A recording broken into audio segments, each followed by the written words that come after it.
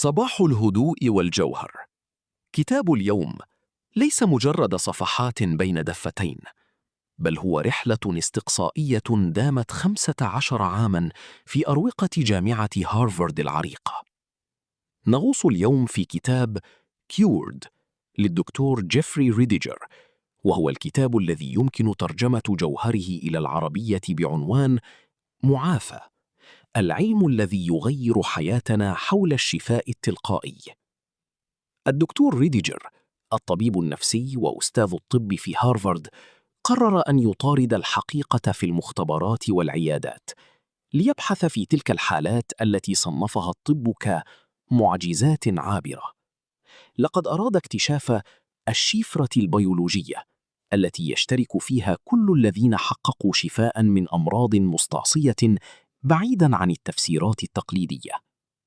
في جوهر الكتب سنفكك معاً أسرار هذا الكتاب، لنكتشف كيف يمكن للعقل أن يعيد برمجة الجسد، وكيف أن جهازك المناعي ينتظر منك إشارة واحدة ليبدأ أعظم عملية ترميم في الوجود. استعدوا، فنحن على وشك كشف الستار عن الركائز التي تحول المستحيل إلى واقع طبي ملموس. الفصل الأول: لغز المعجزة المختبئ في أروقة هارفارد. قبل أن نبدأ في تفكيك شفرة الشفاء، يجب أن نتوقف عند تلك اللحظة التي غيرت حياة الدكتور جيفري ريديجر. كطبيب متدرب في هارفارد، كان جيفري يؤمن بما تعلمه في الكتب: المرض هو مسار خطي، والدواء هو الحل الوحيد. لكن في أحد أيام الصيف، سقطت بين يديه حالة طبية مستحيلة. امرأة شفيت تماماً من سرطان في مراحل أخيرة دون أي تفسير طبي منطقي. في الطب نطلق على هذه الحالات اسم الشفاء التلقائي spontaneous remission، وغالباً ما يتم تجاهلها في كليات الطب ووصفها بأنها مجرد صدفة أو خطأ في التشخيص. لكن جيفري تساءل بفضول الجوهر: لماذا نهتم بدراسة المرض ولا ندرس حالات الشفاء الاستثنائي؟ لماذا لا نبحث عن القاسم المشترك بين هؤلاء الذين عادوا من حافة الموت؟ هذا السؤال كان الانطلاقة لرحلة دامت 15 عاماً، اكتشف فيها جيفري أن الشفاء ليس معجزة تسقط من السماء، بل هو عملية بيولوجية متكاملة يمكن تحفيزها. الركيزة الأولى التي اكتشفها هي ما يسميه بيئة الشفاء. تخيل جسدك كحديقة. إذا كانت التربة مسمومة والهواء ملوثاً، لن تنمو الزهور مهما كان نوع البذور. معظمنا يعامل جسده كآلة، يضع فيها الدواء، البذرة، وينتظر النتيجة، متجاهلاً التربة أو البيئة الداخلية. لقد وجد رايديجر أن الناجين من الأمراض المستعصية لم يكتفوا بالعلاج الكيماوي أو الجراحي، بل قاموا بثورة داخلية لتهيئة بيئة لا يمكن للمرض أن يعيش فيها. هذه الثورة تبدأ بالجهاز المناعي. المفاجأة العلمية التي يقدمها الكتاب هي أن جهازنا المناعي لا يكتفي بمحاربة الفيروسات، بل هو جهاز ذكاء اصطناعي فائق التعقيد، يراقب كل خلية سرطانية تظهر في جسدك الآن ويقضي عليها. لكن لكي يقوم بعمله يحتاج إلى هدوء كيميائي. عندما نعيش في توتر مزمن، يفرز الجسد الكورتيزول الذي يغلق مفاتيح الجهاز المناعي تماماً. هؤلاء الذين شفوا وجدوا طريقاً لإعادة تشغيل زر المناعة. لم يكن الأمر مجرد تفكير إيجابي، بل كان تغييراً جذرياً في كيفية تفاعل خلاياهم مع العالم الخارجي.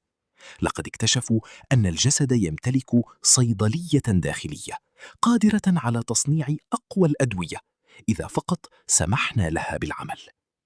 جيفري ريديجر يخبرنا في هذا الفصل أن الخطوة الأولى للشفاء هي التوقف عن رؤية أنفسنا كمرضى أو ضحايا للجينات، والبدء في رؤية أنفسنا كبيئات حيوية نحن المسؤولون عن توازنها. الشفاء يبدأ عندما ندرك أن المرض ليس عدواً بقدر ما هو رسالة تخبرنا أن البيئة الداخلية لم تعد صالحة للحياة. ولكن هنا يطرح سؤال جوهري نفسه: إذا كانت بيئة الشفاء تبدأ من الداخل، فما هو المحرك الأول الذي يغير هذه الكيمياء؟ هل هو الغذاء وحده؟ أم أن هناك شيئاً أعمق يتحكم في خلايانا من وراء الكواليس؟ الشيء الذي اكتشفه جيفري وكان صادماً حتى بالنسبة له كطبيب هو أن هناك علاقة سرية بين ما نأكله وبين صوت داخلي يخبر الجسد إما أن ينمو أو أن يذبل. وهذا يقودنا إلى السر الذي غير حياة آلاف المرضى.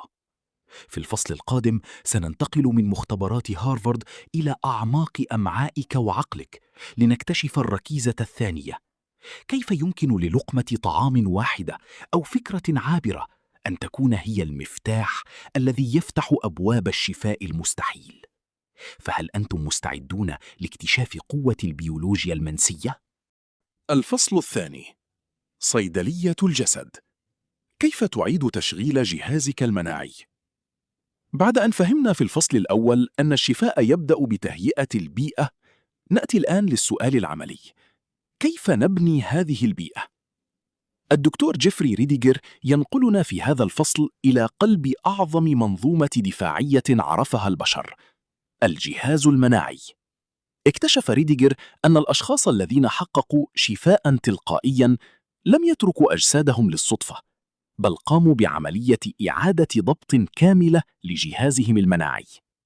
يوضح الكتاب أن جهازنا المناعي ليس مجرد جيش يحارب الفيروسات، بل هو نظام ذكاء بيولوجي يقرر في كل ثانية ما إذا كانت خلاياك ستبقى حية أو ستموت.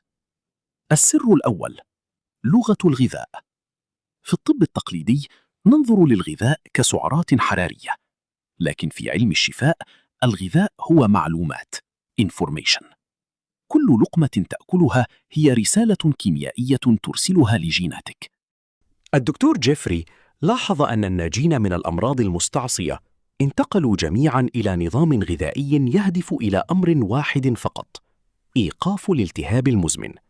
الالتهاب هو الدخان الذي يغطي على رؤية جهازك المناعي، فإذا كان جسدك في حالة التهاب دائم بسبب السكر والزيوت المهدرجة والمواد المصنعة، فإن جهازك المناعي يصبح أعمى، لا يستطيع رؤية الخلايا السرطانية وهي تنمو. هؤلاء الناجون قاموا بتنظيف الرؤية لدى مناعتهم عبر الغذاء الحي والحيوي. السر الثاني: كيمياء الراحة والترميم. هنا تكمن الصدمة العلمية. الجهاز المناعي لا يمكنه العمل بأقصى طاقته وأنت في حالة توتر ستريس. بيولوجياً، عندما تفرز هرمونات الضغط ينسحب الدم من أعضائك الداخلية وجهازك المناعي ليتجه إلى العضلات استعداداً للقتال أو الهرب. الأشخاص الذين شفوا تعلموا كيف ينقلون أجسادهم من حالة الاستنفار إلى حالة الراحة والترميم parasympathetic state. في هذه الحالة فقط يرسل العقل إشارة إلى الكبد والطحال والغدد الليمفاوية لتبدأ في إنتاج الخلايا القاتلة الطبيعية natural killer cells التي تلتهم الأورام ببراعة مذهلة. جيفري ريديجر يقول لنا بوضوح: الشفاء لا يحدث وأنت خائف. الشفاء يتطلب بيئة من الأمان الكيميائي. لقد وجد أن الكثير من المرضى بدأوا يتعافون فقط عندما تصالحوا مع أجسادهم وتوقفوا عن معاملتها كساحة معركة، وبدأوا يعاملونها كشريك يحتاج للرعاية. لقد غير هؤلاء الأشخاص توقيعهم البيولوجي biological signature. لم يعودوا يبثون ترددات المرض، بل بدأوا في بث ترددات التشافي عبر تغيير ما يدخل أفواههم وما يسكن عقولهم. ولكن هل الغذاء والهدوء كافيان وحدهما؟ هنا يطرح الدكتور ريديجر ملاحظة غريبة جدا. لقد وجد أشخاصا يأكلون أفضل غذاء في العالم ويمارسون التأمل، ومع ذلك لم يشفوا، بينما وجد آخرين كانت تغييراتهم بسيطة لكن معجزتهم كانت أعظم. ما هو المكون السري الذي يجعل الجهاز المناعي عند شخص ما يصبح خارقاً وعند الآخر يبقى خاملاً؟ الإجابة لا توجد في المختبرات، بل توجد في أعمق طبقات نفسك، في شيء يسميه ريديجر شفاء الهوية. في الفصل القادم سنكتشف أغرب ركيزة في الكتاب: كيف يمكن لفكرتك عن نفسك أن تقتل خلية سرطانية أو تحييها؟ وهل من الممكن أن يكون مرضك هو مجرد صرخة من جسدك لتتوقف عن كونك شخصاً لا يشبهك؟ استعدوا، لأن الفصل الثالث سيغير نظرتكم لمرآة أنفسكم إلى الأبد. الفصل الثالث: شفاء الهوية، حين يصرخ الجسد لتكون أنت. وصلنا الآن إلى الركيزة الأكثر إثارة للدهشة في بحث الدكتور جيفري ريديجر. بعد سنوات من دراسة الناجين، اكتشف أمراً لم يتوقعه طبيب في هارفارد: الشفاء الجسدي غالباً ما يسبقه شفاء للهوية.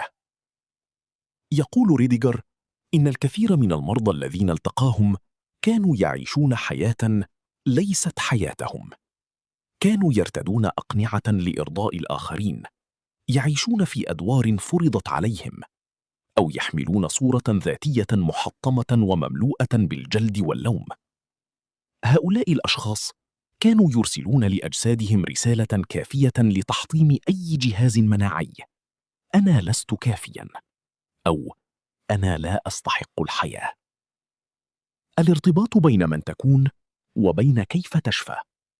اكتشف جيفري أن المرض في حالات كثيرة كان بمثابة جرس إنذار أخير، صرخة من الجسد ليقول للروح: توقفي عن تمثيل هذا الدور، فهو يقتلنا. المذهل في قصص الشفاء التلقائي هو أن هؤلاء الناس في لحظة ما من رحلة مرضهم قرروا التوقف عن إرضاء الجميع، وبدأوا في الولادة من جديد. لقد غيروا هويتهم من ضحية للمرض إلى شخص يستحق الحب والاهتمام. يوضح الكتاب أن الصورة الذاتية self image ليست مجرد فكرة في الرأس، بل هي مخطط بيولوجي تسير عليه خلاياك. عندما تحب نفسك بعمق وتضع حدوداً صحية وتقول لا لما يستنزفك، فإنك ترسل إشارة كيميائية فورية لجهازك المناعي بأن هذا الجسد يستحق القتال من أجله. في هذا الفصل يربط ريديجير بين الإجهاد الوجودي وبين تعطل الجينات. عندما تعيش هوية مزيفة، فإن جسدك يعيش في حالة تهديد داخلي دائم، مما يبقي هرمونات التوتر مرتفعة. الشفاء التلقائي حدث عندما تصالح هؤلاء الناس مع أنفسهم، عندما تحرروا من رواسب الماضي وصدمات الطفولة التي كانت تخبرهم بأنهم أقل من غيرهم.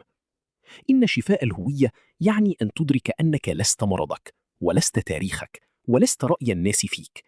الناجون الذين درسهم جيفري بدأوا يمارسون اللطف مع الذات كأنه دواء يومي، واكتشفوا أن القوة التي تحيي العظام وهي رميم تبدأ بالعمل عندما تشعر الروح بالأمان داخل الجسد.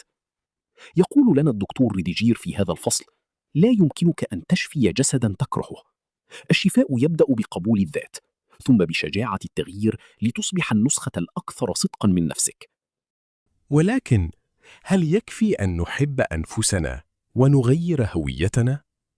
يخبرنا جيفري أن هناك رابطاً خفياً يربط بين عقولنا وبين قلوب الآخرين، وأن الانعزال قد يكون أخطر من التدخين على خلايانا.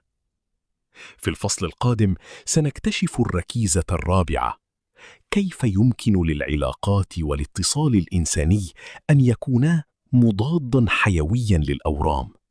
وما هو السر الذي يجعل الحب ليس مجرد شعور، بل قوة بيولوجية قادرة على ترميم الحمض النووي؟ استعدوا لنتعلم كيف نشفي صلاتنا بالعالم من حولنا. الفصل الرابع: بيولوجيا الاتصال. هل الحب دواء حقيقي؟ في هذا الفصل يأخذنا الدكتور جيفري ريديجر إلى منطقة قد تبدو للبعض روحانية، لكنه يحللها بمبضع الجراح وعقل العالم. الركيزة الرابعة للشفاء هي الاتصال connection. بعد سنوات من البحث في ملفات هارفارد، وجد ريديجر حقيقة صادمة: العزلة تقتل أسرع من التدخين. لقد اكتشف أن الأشخاص الذين حققوا شفاء معجزا لم يفعلوا ذلك في فراغ، بل أعادوا ترميم صلتهم بالعالم من حولهم. الشفاء لا يحدث في عزلة. يوضح الكتاب أن البشر كائنات بيولوجية مبرمجة على القبيلة. عندما نشعر بالوحدة أو بأننا مرفوضون من مجتمعنا، يفسر دماغنا البدائي هذا الأمر على أنه تهديد وجودي، فيدخل الجسد في حالة استنفار ستريس ترفع الالتهابات وتخفض المناعة. لكن حين نشعر بالحب، بالانتماء، وبأن هناك من يدعمنا، يفرز الدماغ هرمون الأوكسيتوسين.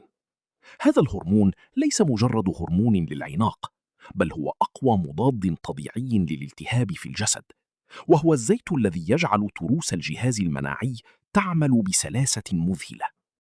المثير في بحث ريديجير هو قصص لمرضى بدأوا يتعافون عندما توقفوا عن التركيز فقط على ألمهم، وبدأوا يمدون يد العون لغيرهم. هذا الخروج من سجن الذات يغير كيمياء الدماغ فوراً. العطاء والتعاطف يرسلان إشارات للأعصاب بأن الحياة آمنة وذات قيمة، وهذه الرسائل هي التي تحفز الخلايا الجذعية على البدء في عملية الترميم.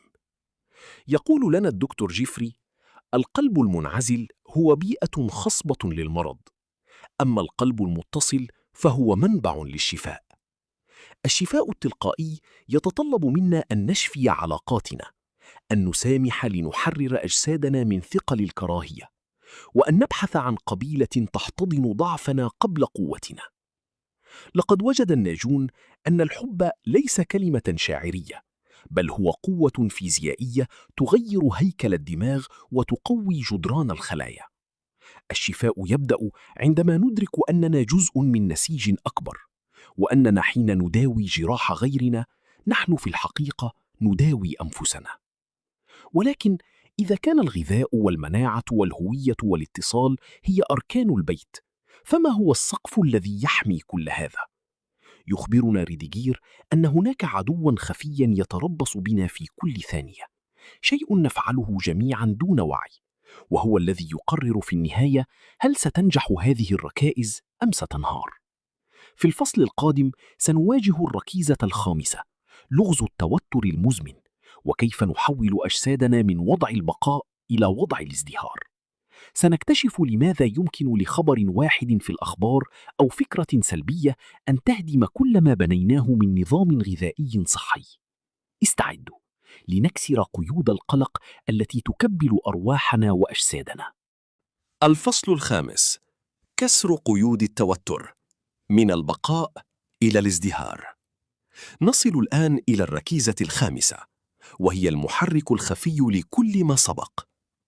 الدكتور جيفري ريديجر يطرح في كتابه Cured حقيقة بيولوجية مرعبة: لا يمكن للجسد أن يشفي نفسه وهو في حالة دفاع. معظمنا يعيش حياته في وضع يسمى الكر والفر.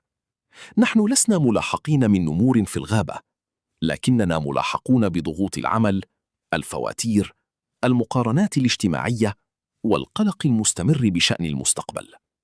بالنسبة لبيولوجيا جسدك، لا يوجد فرق بين نمر يطاردك وبين فكرة سلبية تطارد عقلك. في الحالتين، جسدك يضخ الكورتيزول والأدرينالين. المأساة الكيميائية: عندما يرتفع الكورتيزول، تحدث عملية إغلاق شت داون فورية لأجهزة الصيانة في جسدك. الجهاز الهضمي يتباطأ، والجهاز المناعي يتوقف عن إنتاج الخلايا القاتلة للسرطان، لأن الأولوية الآن هي للهرب وليس للترميم.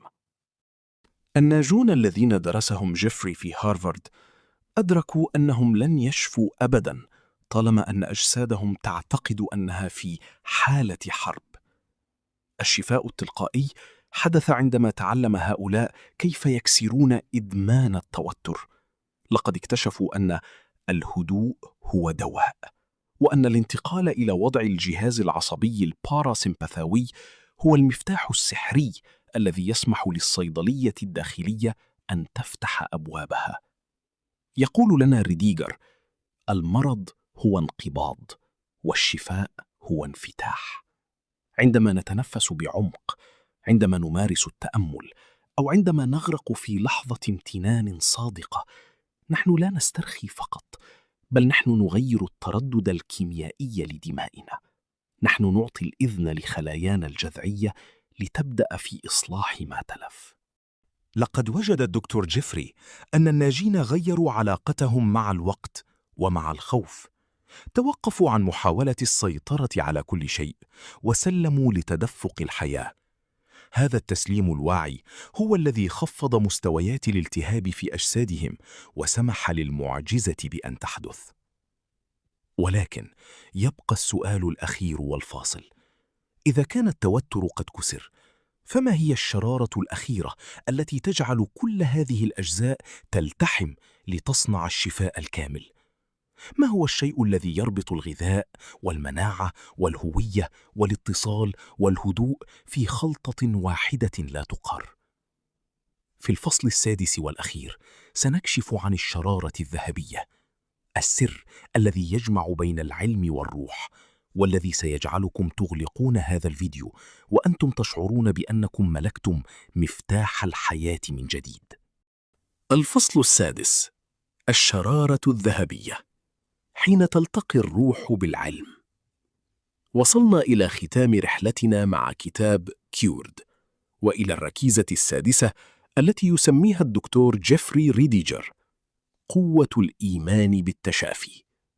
هذه ليست دعوة للتمني، بل هي بيولوجيا الأمل التي رآها ريديجر تتجسد في أدق تفاصيل الخلايا. الشرارة الذهبية هي اليقين. اكتشف جيفري أن جميع الذين حققوا شفاء مستحيلا وصلوا إلى نقطة من السلام الداخلي، حيث توقفوا عن محاربة المرض وبدأوا في احتضان الحياة. لقد آمنوا ليس فقط بإمكانية الشفاء، بل بأن أجسادهم تمتلك حكمة تفوق فهم الطب الحديث. الخلاصة الكونية. يخبرنا ريديجر في نهاية بحثه أن الشفاء ليس شيئاً نفعله، بل هو شيء نسمح له بالحدوث. عندما نجمع الركائز الخمسة السابقة، نغذي أجسادنا بالمعلومات الحية: الغذاء، نهيئ بيئة الأمان، الجهاز المناعي، نشفي هويتنا ونعيش بصدق، نتصل بالحب والآخرين، ونكسر قيود التوتر.